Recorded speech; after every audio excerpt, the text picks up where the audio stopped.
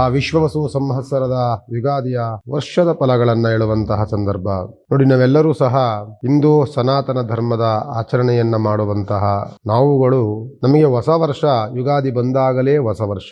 ಈಗಿನ 2025 ಬರುವಂತಹ ಈ ವರ್ಷದಲ್ಲಿ ವಿಶ್ವವಸು ಸಂವತ್ಸರದ ಅತ್ಯಂತ ಉತ್ತಮವಾದಂಥ ಫಲಗಳನ್ನು ನಾವೆಲ್ಲವೂ ಸಹ ನಿರೀಕ್ಷೆಯನ್ನು ಮಾಡಬಹುದು. ಹೋದ ವರ್ಷ ಕ್ರೋಧಿನಾಮ ಸಂವತ್ಸರ ಅಂತ ಬಂತು. ಎಲ್ಲವೂ ಕ್ರೋಧಗಳಿಂದ ಕೂಡಿದಂತಹ ವಾತಾವರಣಗಳಿಂದ ಕೂಡಿದ್ದು. ಇದು ವಿಶ್ವಕ್ಕೆ ಶಾಂತಿಯನ್ನ ನೆಮ್ಮದಿಯನ್ನ ತಂದುಕೊಡುವಂತಹ ಸಂವತ್ಸರವಾಗಿರುತ್ತೆ.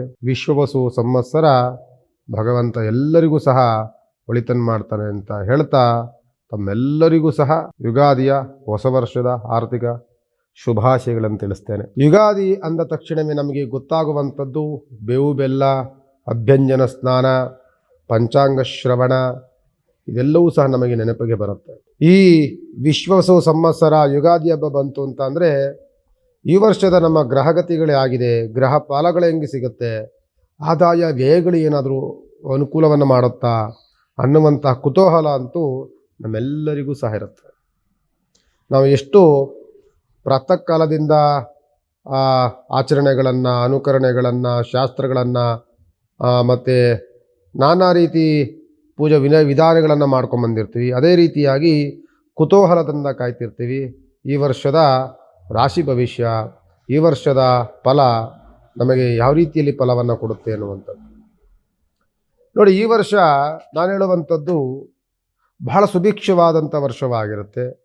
ಉತ್ತಮವಾದಂತಹ ಮಳೆ, ಉತ್ತಮವಾದಂತಹ ಬೆಳೆ, ಉತ್ತಮವಾದಂತಹ ಸುಭಿಕ್ಷವಾದಂತಹ ವಾತಾವರಣ, ಇದೆಲ್ಲವನ್ನು ತಂದುಕೊಟ್ಟಿರುತ್ತೆ.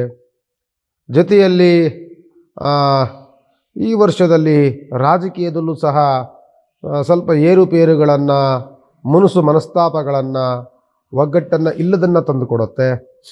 ಯಾಕೆ ಅಂದರೆ ವಿಶ್ವವಸು ಅಂತ ಅಂದಾಗ ಧರ್ಮ ಕರ್ಮಗಳನ್ನು ಬಹಳವಾದಂತಹ ಸಮತೋಲನವನ್ನು ಮಾಡುತ್ತದು.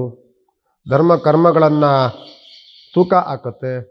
ಎಲ್ಲಿ ಧರ್ಮ ಇರುತ್ತೆ ಅಲ್ಲಿಗೆ ಜಯಕಾಲ ಸಿಗುತ್ತೆ, ಎಲ್ಲಿ ಅಧರ್ಮ ಇರುತ್ತೆ ಅಲ್ಲಿ ಅಪಜಯಗಳ ಕಾಲಗಳು ಕೂಡಿರುವಂತಹ ವಾತಾವರಣಗಳನ್ನು ತಂದುಕೊಡುತ್ತೆ.